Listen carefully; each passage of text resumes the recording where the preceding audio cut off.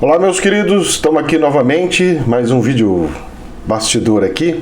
E desculpa o atraso, mas infelizmente agora são 9 horas, estou começando a gravar 9 horas, vocês vão receber lá perto das 10. O que acontece é o seguinte, liguei o computador e ele pega e fala, atualizando o seu Windows, meu Deus do céu. Aí ele pega e demora aquele mundo de tempo. De repente ele fala assim, agora reiniciar, porque senão aí você reinicia e demora que pelo amor de Deus. Moço do céu, rezemos. Tá atualizado o trem aqui. Vamos ver como é que fica o tererê. Olha, só Jesus na casa. Contar um negócio pra vocês. Você lembra da história dos atendimentos, né? Bom, eu peguei a questão que me infligia, né? Afligia.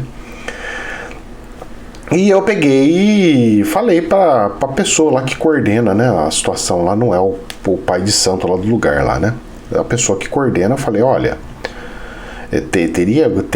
sou obrigado mesmo a tomar esses banhos, acender essas velas, fazer essas coisas, esses rituais, tal, de premissa, tal, não sei o quê.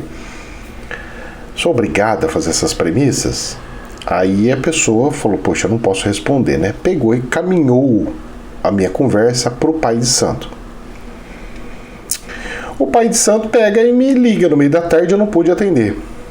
Falei, assim que eu terminar o serviço, eu atendo, porque eu trabalho, né, gente? Não dá pra atender assim. O povo acha que eu não faço nada, só fico aqui na espiritualidade sem fazer nada. Sou um vagabundo, fico em casa. Não, moço. Eu preciso trabalhar. Se eu não trabalhar, eu tô lascado. Não tem condição, não vivo, não consigo. Conforme eu vou conseguindo viver da espiritualidade, eu vou largando tudo e fico só na espiritualidade. Beleza. Mas enquanto isso não acontecer, não tem condição, não tem pra onde ir, não tem o que fazer, não tem. Mas vamos lá. Nisso, o que me acontece? Chega mais ou menos umas 5 e pouco, eu falo assim, ó, já tô liberado, assim que você estiver tranquilo, você me avisa. Pá, e mandei. E passa 6, chega mais ou menos 7 horas, eu já tava no sofá lá, tudo tranquilo na televisão, pá, me liga.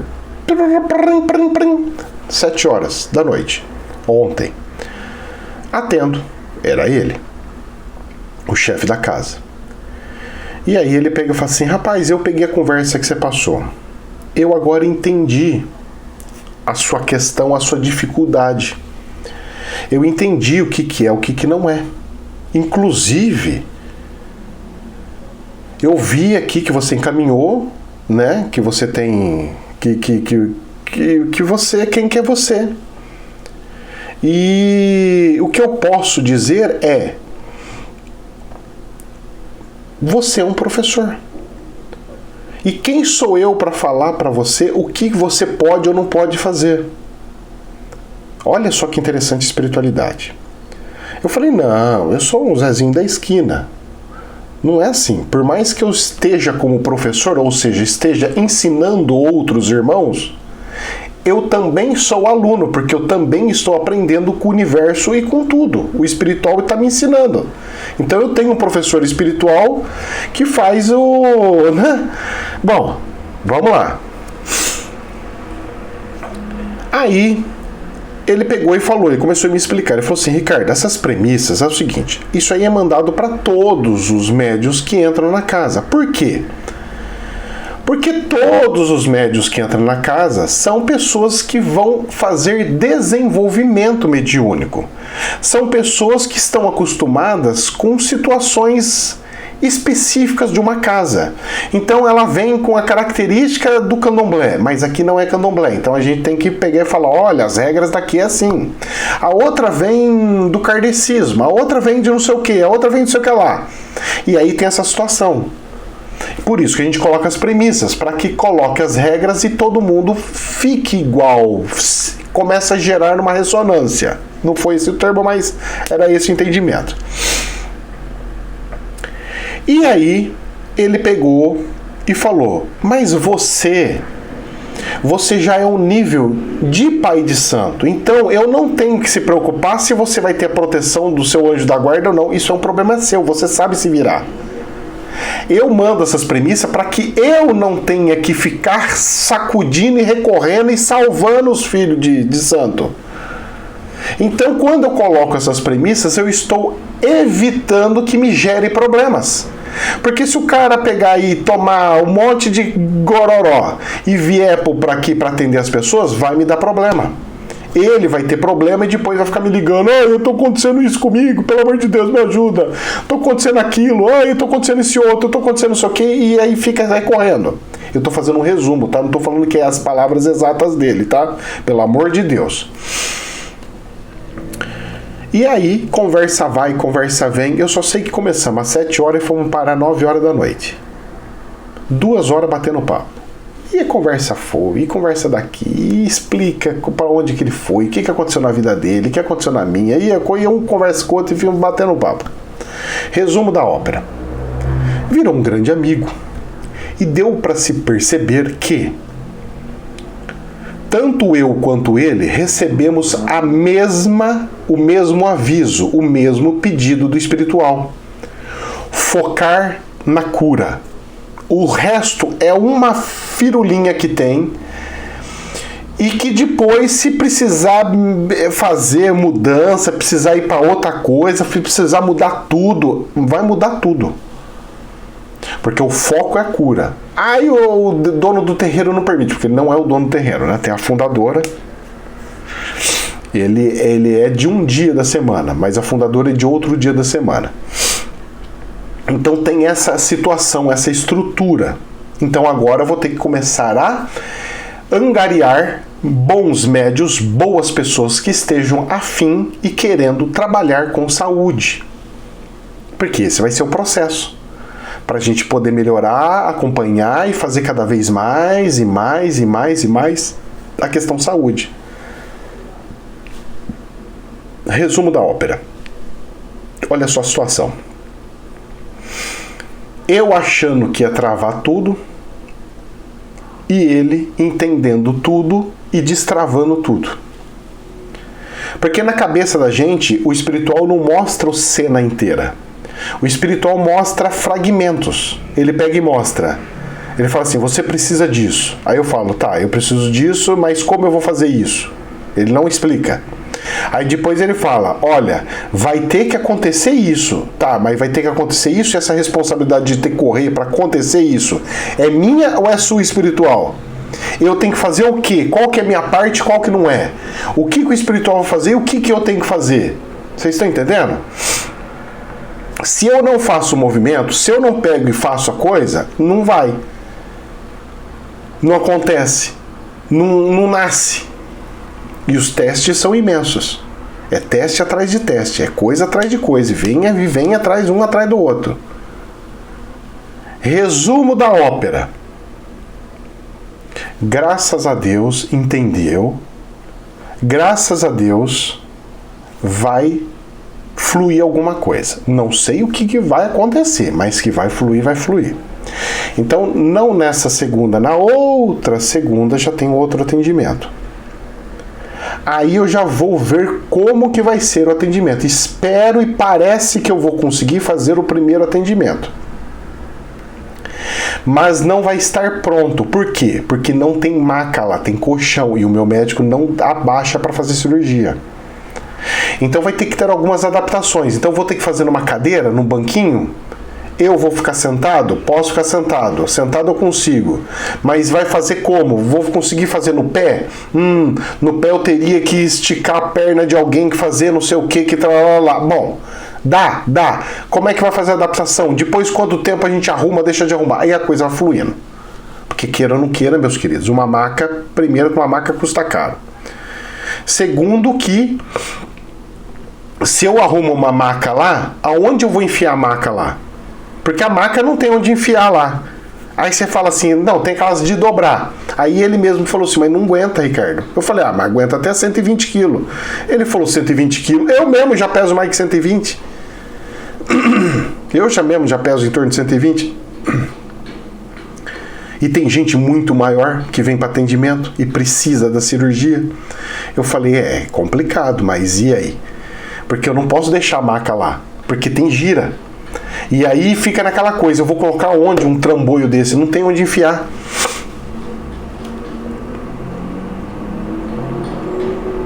Estão entendendo a complexidade da coisa? Mas nada é impossível. Inclusive, quem tiver maca, se quiser e puder fazer doação, eu agradeço em muito. Vai ajudar muito, mas imensamente muito, e muitas pessoas. Porque eu sei que não é barato. Eu andei vendo o negócio aí, tá em torno de 600 conto pra cima. E depende de uma qualidade que eu não sei se é adequada ali para a situação. Certo? A maca mesmo de médica é de 1.000 e tralalá para cima.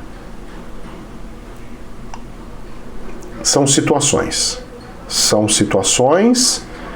que nós vamos ter que ter o devido respaldo aí e ver como é que vai ser. Mas vamos começar. Nem se for na cadeirinha, vai começar. É assim que funciona.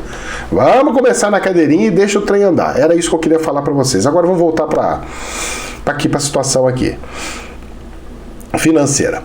O dólar ontem, eu já nem sei quanto que fechou ontem, porque já abriu a bolsa aqui, abre a venda, compra e venda às 9 horas do dólar.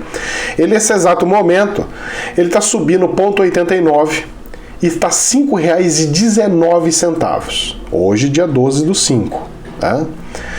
Quinta-feira.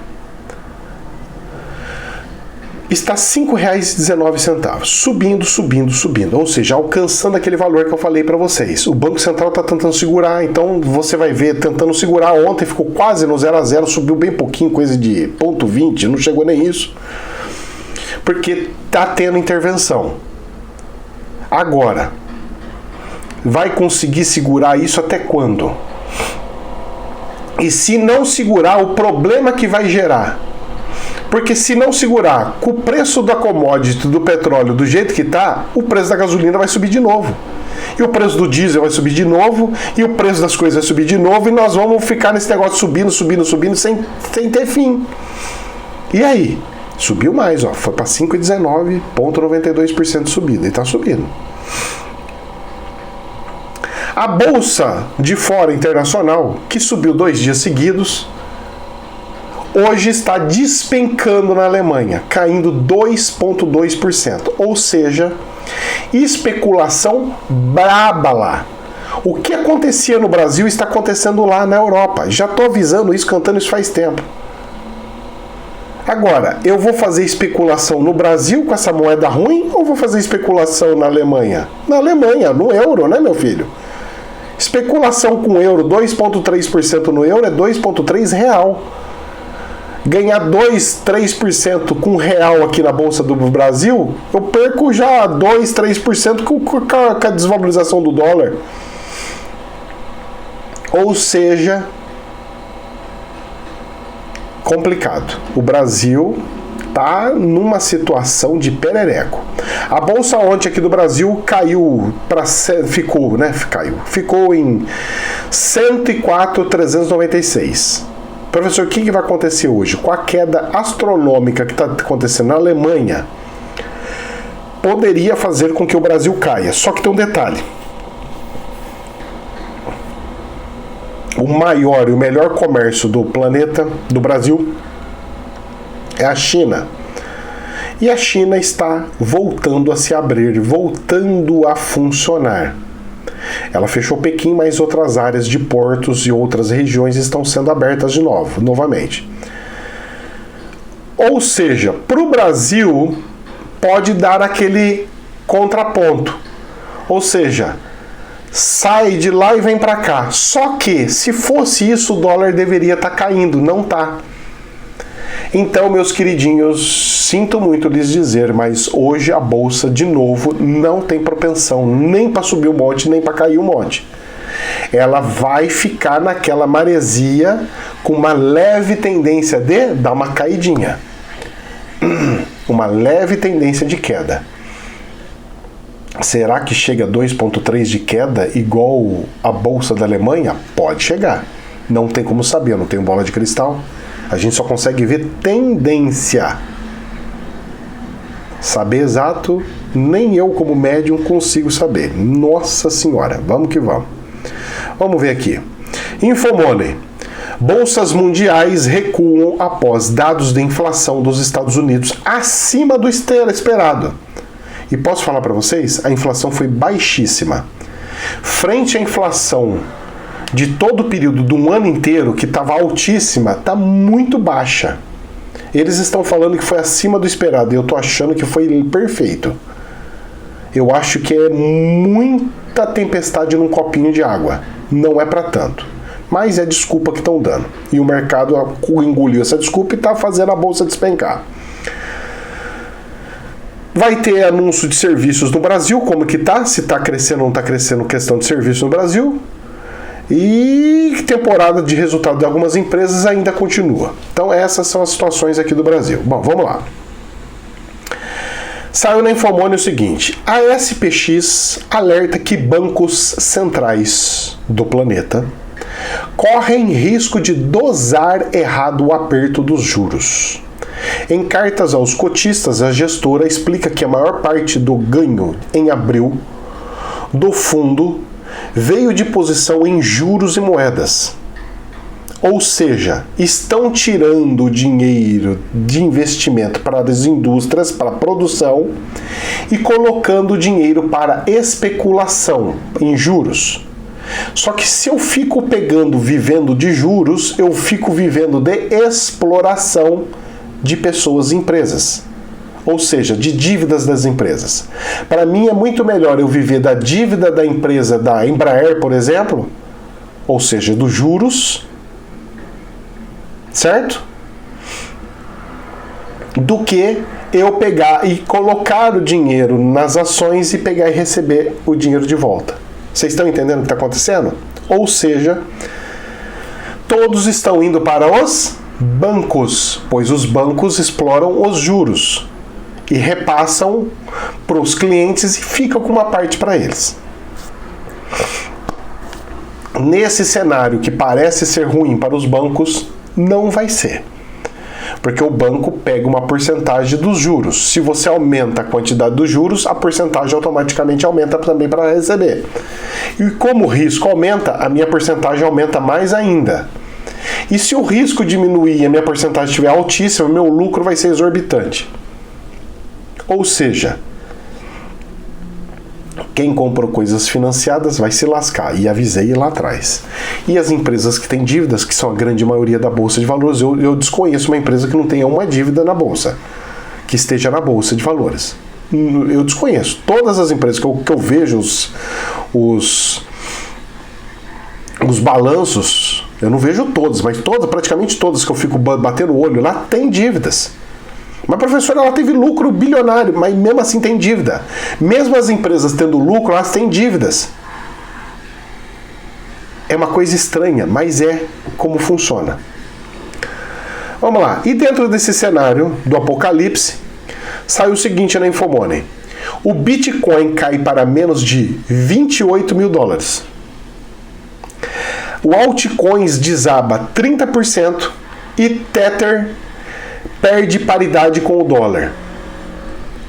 O mercado segue em derrocada nesta quinta-feira e o Bitcoin atinge seu menor preço desde 2020. Pois é, e aí? E aqueles que ficavam me xingando e falando que eu não sabia o que eu estava falando, que não era perigoso não, que era o futuro, que o Bitcoin é a coisa mais linda que tem. Coisa mais linda que tem, uma moeda desvalorizar coisa de 100% de um dia para o outro? Porque ela já bateu o dobro disso aqui. Ela já bateu o dobro de 28. Ou seja, nós estamos falando que ela chegou a 50 e pouco lá, 50, quase 60 mil dólares, chegou. Ou seja, uma moeda desvalorizar 50% assim de um dia para o outro. É muito surreal, é muito louco e é muito preocupante. Mas é as coisas que acontecem. Vamos lá. Infomoney. Imposto sobre dividendos é, abre aspas, miopia tributária, fecha aspas, e teria efeitos pífios, diz Luiz Barsi. Bom, segundo o investidor, é um grande investidor esse homem, taxar dividendos levaria empresas a encontrar outros formatos para remunerar os acionistas. Isso é fato. Como as bonificações de ações. Isso é fato. Porque tem gente que pega o dinheiro, os melhores investidores são igual esse Barsi faz. Ele compra as ações da empresa e fica por grandes períodos, meses, anos, e fica recebendo a participação dos lucros.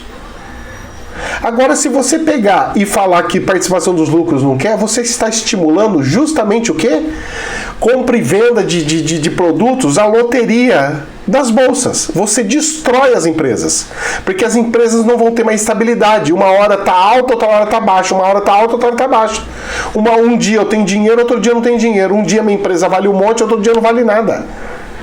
Esse é o grande perigo, e na economia isso não pode acontecer. Esse estímulo realmente é uma miopia tributária. Quem está fazendo isso tem problema na cabeça. Agora, quem que está mandando fazer isso e acha lindo, maravilhoso? Paulinho. O Paulinho vai dar um tiro, e esse tiro vai ser um tiro pela culatra, tão chamada e famosa pela sociedade. O jargão popular. O tiro saiu pela culatra. Pois é.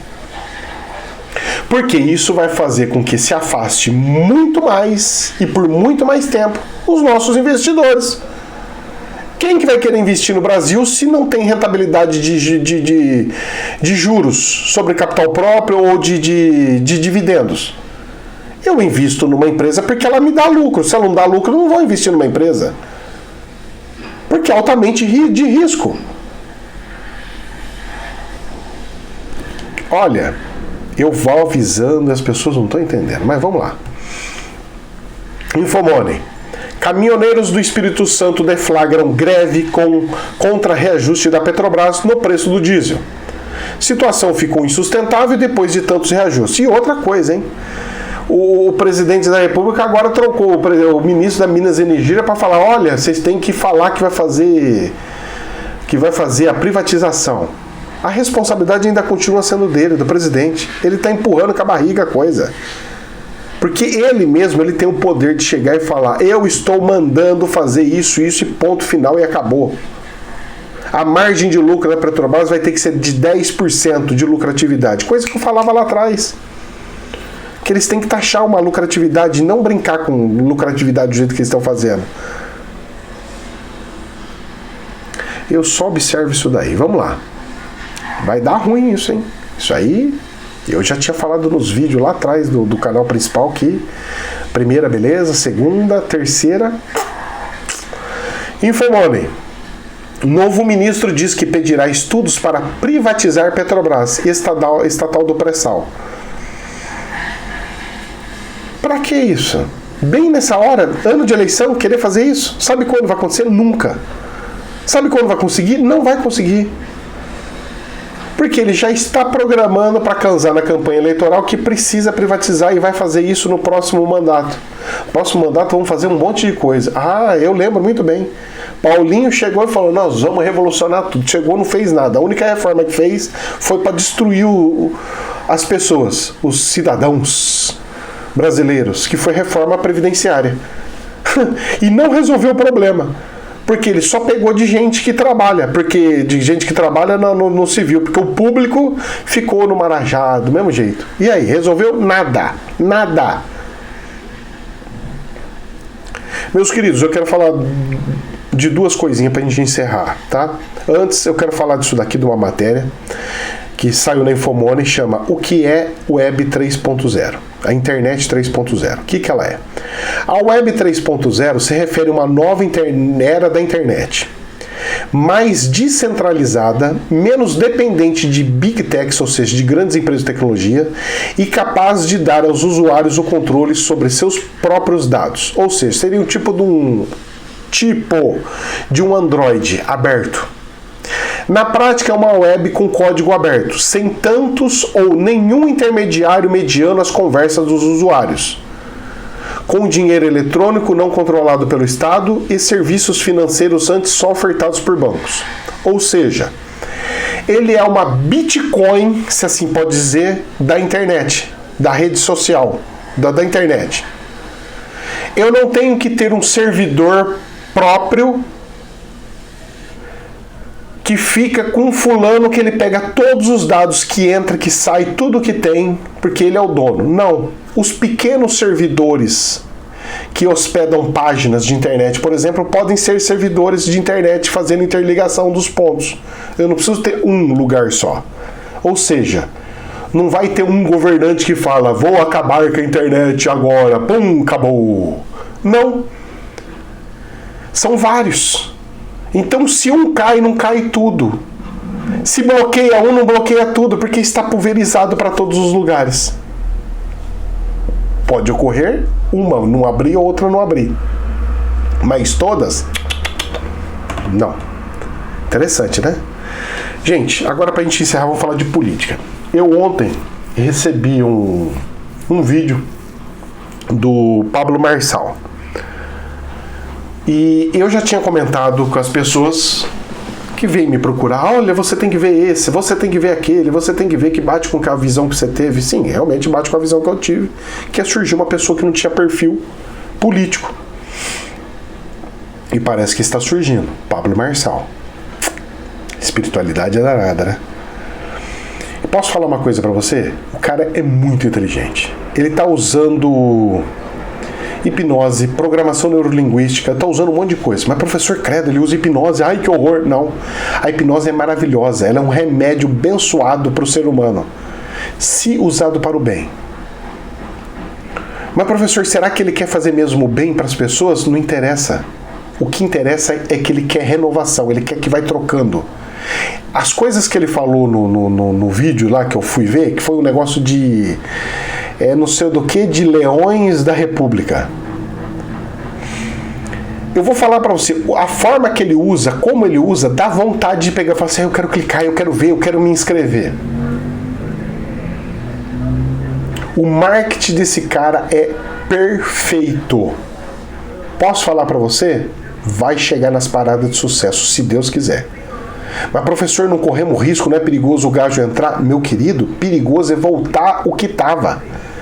Perigosíssimo é voltar a regredir para o que a gente estava. O que nós precisamos é de gente nova assim, que já está com a evolução, que já está com o Windows 20 mir dentro, embutido dele.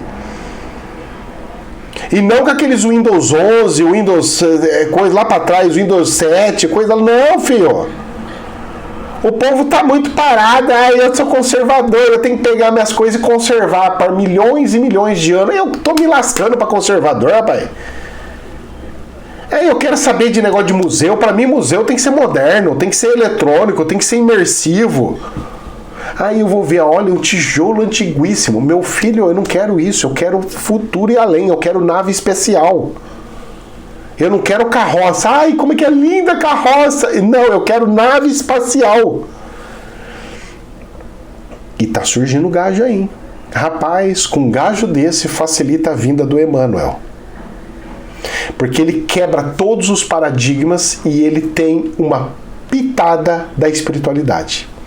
Porque ele não trabalha só com política, ele não trabalha só com coisa, ele trabalha com a pessoa feliz. Como a gente fala, programação neurolinguística, fazer com que as pessoas destravem o cérebro. Para destravar o cérebro precisa quebrar o laço hipnótico. Para quebrar o laço hipnótico você tem que dar os choques de hipnóticos para você ir quebrando e reprogramar aquilo para que não seja programado de novo com as porcarias que sempre teve. E o que ele falou é verdade. Nós temos a capacidade de sermos riquíssimos. Nós temos que querer ter mansão, eu quero ter uma casa, eu quero ter um carro luxuoso, eu quero viajar para não ser para Disney. Já o nosso ministro fala, não, empregada doméstica não pode viajar para Disney. E ele faz o inverso, ele fala, não, você é empregado doméstico, você pode conseguir. Você vai conseguir ser uma empresária, você vai conseguir trabalhar tal horário, o seu emprego vai valorizar, você vai ganhar mais, e assim vai acontecer. E pata. Por quê? A economia é disso que se trata. O plano real, eu sempre falei aqui e aqui. O plano real funcionou por causa do psicológico. As pessoas entenderam que não podia ficar subindo o preço e pararam de subir. O plano real não aconteceu porque aconteceu. Porque teve uma campanha, uma publicidade nas televisões explicando, ensinando. E ele tem o dom do professor. Ele vai e ensina. Olha, gente, vou explicar pra vocês. Isso, tal. Tá vendo isso aqui? Então eu vou desmistificar, fazer vocês entender, facilitar. Didática boa. Parabéns e que Deus abençoe você, viu, meu querido? Que Deus abençoe você. Espero que você seja o gajo que eu vi e o espiritual falou que seria o próximo que não ia ter, que não ia ser nem o Lulu e nem o Bobô. Se pode falar assim, para não falar os nomes, porque isso aqui parece besouro suco, né? Se falar 3 vezes aparece o bicho. Ah, mas você vai tirar o voto desse. Ele falou tanto disso daí, é o que eu falo para as pessoas. Meu filho, o problema é teu se você tá com medo do Zezinho do outro ganhar. O problema é teu. O que nós precisamos é modernizar. Eu não quero mais ogro. O gajo veio para levantar a espada do coisa e falar independência ou morte. Fez? Não. Falou, vamos compactuar com tudo que tá aí, manter tudo que tá. Ah, resolveu? Não. Piorou a situação. E eu quero que continue? Não. Tá bom do jeito que tá? Não. Vai conseguir governar? Não. Então eu preciso mudar. Senão não dá. Essa semana mesmo, não falei do Ciro? Que ele deu uma entrevista super incrível. Cara, renovação, moço. Eu não quero os mesmos. Eu não quero os mesmos. É outro. Próximo. E ele fala exatamente o que eu falo. Tem que renovar, tem que ir trocando, tem que ter revezamento. Não pode a pessoa entrar, depois põe um parente, depois põe o outro, depois que entra o outro e fica lá 10 anos, 50 anos, mesma pessoa. Não! Fez um, tchau. Ah, mas agora eu preciso fazer. Não, você já teve o período para você fazer. Tchau! Política não pode ser carreira, ele pensa igualzinho. E outra, inteligência artificial. Decisões, essas coisas, inteligência artificial. A inteligência artificial está falando isso.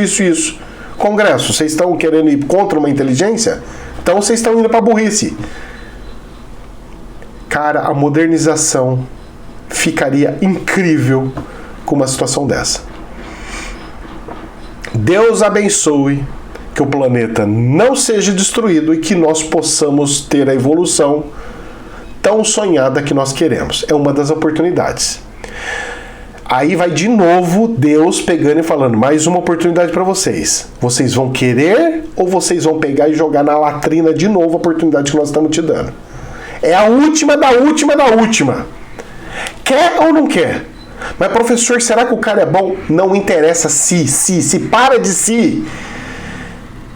Bota lá, se não der, depois tira e vamos embora. O negócio é fazer. É igual abrir uma empresa. Será que a empresa vai dar? Será que não vai dar? Ai, será que o centro vai me querer? Será que não vai? Eu vou e vou lá. Se acontecer, aconteceu. Se não aconteceu, não aconteceu. Ponto final. Bola pra frente. Pelo menos aprendi outra coisa nova e vamos embora. Vamos tirar proveito das coisas boas. E ele fala como eu falo. Pegar coisas boas, aproveitar coisas boas. É isso aí, a pegada é essa, gente. Chega de jacaré. Moço, não é nem jacaré, sabe o que é? Dinossauro, de tão pré-histórico que tá os políticos. Político de 80, 70, que vai plantar batata, é outra geração, moço. Tem que ser de trintão, assim. É gente nova, cabeça nova, voando, que precisamos desenvolver, fazer movimento. Aproveita enquanto o gajo tem gás, hein? É que nem ele falou. É essa e acabou, hein?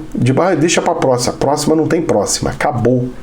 É bem nessa pegada. Meus queridos, que Deus abençoe. Jamais a verdade absoluta. Namastê.